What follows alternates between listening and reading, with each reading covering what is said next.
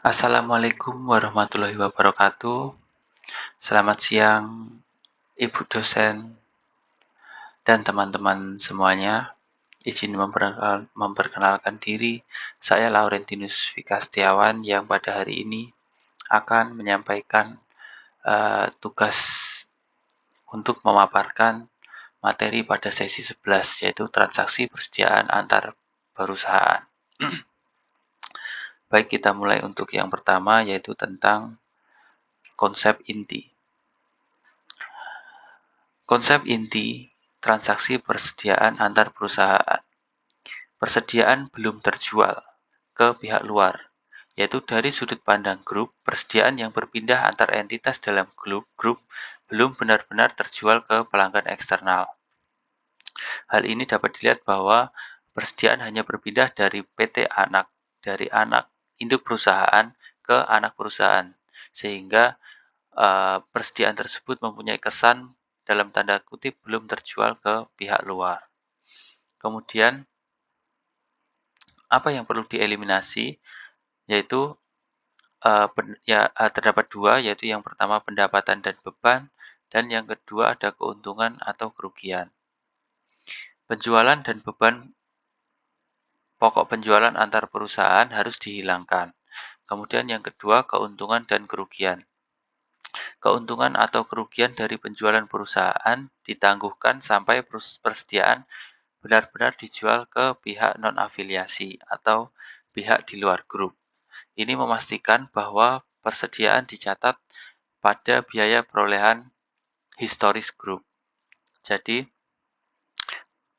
keuntungan tersebut dicatat sampai persediaan benar-benar dijual ke pihak non-afiliasi, sehingga nanti persediaan dicatatnya akan sesuai dengan biaya perolehan historis pada grup. Kemudian yang selanjutnya, terdapat dua jenis transfer persediaan, yaitu yang pertama adalah transfer pada biaya perolehan atau tanpa laba rugi, dan yang kedua yaitu transfer dengan keuntungan atau kerugian, yaitu itu skenario umum. Nah, kita mulai untuk membahas yang pertama, yaitu transfer pada biaya perolehan atau tanpa laba rugi. Nah, apa definisinya? Definisinya adalah persediaan dijual antar afiliasi pada harga pokok atau nilai tercatat penjual. Jadi tidak ada laba rugi bagi penjual. Nah, apa implikasinya? Implikasinya adalah nilai persediaan di neraca pembeli sudah sama dengan biaya perolehan historik grup. Nah, bagaimana jurnal eliminasinya? Jurnal eliminasinya hanya menghilangkan pendapatan penjualan dan beban pokok penjualan antar perusahaan untuk mencegah pencatatan ganda di laporan konsolidasi. Nah, debitnya adalah penjualan antar perusahaan. Kemudian pada bagian kreditnya, yaitu beban pokok penjualan antar perusahaan. Dampaknya yaitu laba bersih konsolidasi tidak terpengaruh karena tidak terdapat laba dan rugi pada saat transaksi antara penjual dan pembeli. Nah, kemudian untuk jenis yang kedua yaitu transfer dengan keuntungan atau kerugian. Mempunyai definisi penjualan persediaan antar afiliasi yang mengandung laba atau rugi. Nah, apa aspek eliminasinya? Aspek eliminasinya terdapat dua, yaitu aspek laporan laba rugi dan aspek neraca. Nah, yang pertama yaitu aspek laba rugi, yaitu hilangkan pendapatan penjualan dan beban pokok penjualan antar perusahaan. Kemudian aspek neraca, yaitu hilangkan atau tangguhkan keuntungan atau kerugian yang belum direalisasi pada persediaan yang masih tersisa di akhir periode. Tujuannya apa? Tujuannya agar persediaan dicatat pada biaya perolehan aslinya bagi entitas konsolidasi. Nah, kemudian Yang menjadi pertanyaan yaitu kapan laba atau rugi tersebut direalisasikan. Nah, saat persediaan tersebut dijual kepada pihak non-afiliasi. Nah, ini dibagi menjadi 3 kondisi, yaitu yang pertama, untuk kondisi yang pertama yaitu dijual ke non-afiliasi di periode yang sama. Nah, jika terjadi kondisi seperti ini, maka yang dilakukan adalah laba segera direalisasikan. Nah, kemudian untuk kondisi kedua yaitu jika persediaan dijual ke non-afiliasi di periode berikutnya. Nah, jika terjadi kondisi seperti ini, maka laba akan ditangguhkan. Jadi, laba tidak segera direalisasikan, tetapi ditangguhkan di periode transfer. Nah, kemudian kapan realisasinya? Realisasinya terjadi pada periode berikutnya.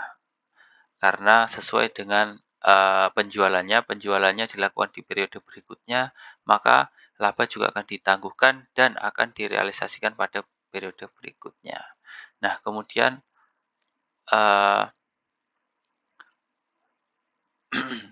kondisi terakhir, kondisi ketiga yaitu apabila persediaan tersebut disimpan lebih dari 2 periode, bagaimana? Nah, maka jika terjadi kondisi tersebut, maka laba juga ditangguhkan sampai dijual ke non-afiliasi. Jadi, kuncinya atau intinya adalah kapan saat persediaan tersebut dijual kepada pihak non-afiliasi.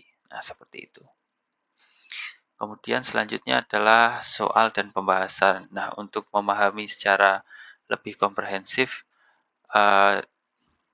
ini terdapat skenario dan juga soal serta pembahasan yang akan saya bahas. Yang pertama, ini terdapat contoh soal dan pembahasan yaitu penjualan hilir atau downstream sale. Nah, yaitu skenarionya yaitu PT Induk. PT Induk mempunyai 80% saham PT Anak. Menjual persediaan ke PT Anak senilai 100 juta rupiah. Nah, jadi PT Induk ini merupakan konsolidasi dari PT Anak karena mempunyai saham lebih dari 50% PT Anak. Nah, kemudian biaya perolehan PT Induk dari perusahaan yang dijual itu adalah senilai 70 juta rupiah. Jadi labanya adalah 30 juta rupiah yang didapatkan dari nilai penjualan persediaan ke PT Anak senilai 100 juta dikurangi dengan harga perolehan PT Induk yaitu 70 juta sehingga menghasilkan laba 30 juta rupiah. Nah, kemudian pada 31 Desember 2023 PT Anak baru menjual 60% persediaan tersebut ke pihak eksternal. Sisanya 40% yaitu 40 juta masih di gudang PT Anak. Langsung saja kita ke pembahasan dan jurnal eliminasi pada tanggal 31 Desember 2023. Nah, yaitu langkah yang pertama yaitu mengidentifikasi laba antar perusahaan yang belum direalisasikan. Jadi total laba dari penjualan PT Induk ke PT Anak yaitu 30 juta yang dihasilkan dari harga perolehan dikurangi dengan harga penjualan. 100 juta dikurangi 70 juta menghasilkan total laba 30 juta rupiah. Kemudian persentase persediaan yang belum dijual oleh PT Anak yaitu 40%. Nah, jadi laba yang belum direalisasi yaitu 40% dikali dengan total laba 30 juta menghasilkan laba yang belum direalisasikan adalah 12 juta rupiah. Lanjut ke langkah kedua. Nah, untuk langkah kedua yaitu melakukan penjurnalan eliminasi di kertas kerja konsolidasi. Terdapat 2 jurnal eliminasi yaitu yang pertama jurnal eliminasi A yang bertujuan untuk menghilangkan seluruh transaksi penjualan internal. Yaitu jurnalnya debit pada penjualan senilai 100 juta dan kredit pada beban pokok penjualan senilai 100 juta. Penjelasannya yaitu mengeliminasi penjualan di PT induk dan harga perolehan persediaan di PT anak. Kemudian langkah kedua yaitu jurnal eliminasi yang B, yaitu untuk menghilangkan laba yang belum direalisasi pada persediaan akhir, dengan tujuan mengurangi nilai persediaan di neraca konsolidasi ke biaya perolehan aslinya bagi grup dan menangguhkan laba yang belum direalisasi.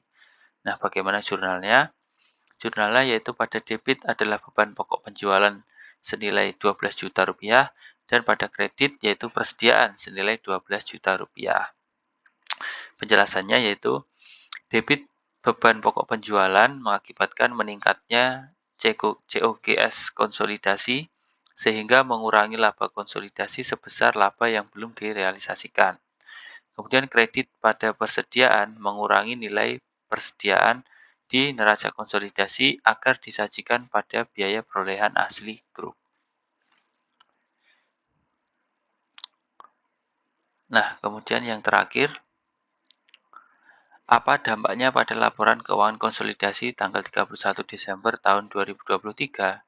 Nah, laporan laba rugi konsolidasi yaitu penjualan berkurang 100 juta rupiah, beban pokok penjualan itu berkurang 88, kemudian laba bersih konsolidasi akan lebih rendah sebesar 12 juta rupiah karena laba belum direalisasi. Kemudian laporan posisi keuangan atau neraca konsolidasi persediaan akan turun 12 juta disajikan pada nilai biaya perolehan aslinya bagi grup. Kemudian apa kesimpulannya? Kesimpulannya, eliminasi transaksi persediaan antar perusahaan adalah kunci dalam konsolidasi untuk memastikan laporan keuangan mencerminkan kondisi ekonomi grup secara akurat. Seolah-olah mereka adalah satu entitas tunggal dan hanya mengakui laba saat barang-barang benar dijual ke pihak eksternal. Sekian presentasi dari saya. Terima kasih atas perhatiannya. Terima kasih kepada Ibu dan teman-teman semua. Atas perhatiannya saya ucapkan terima kasih.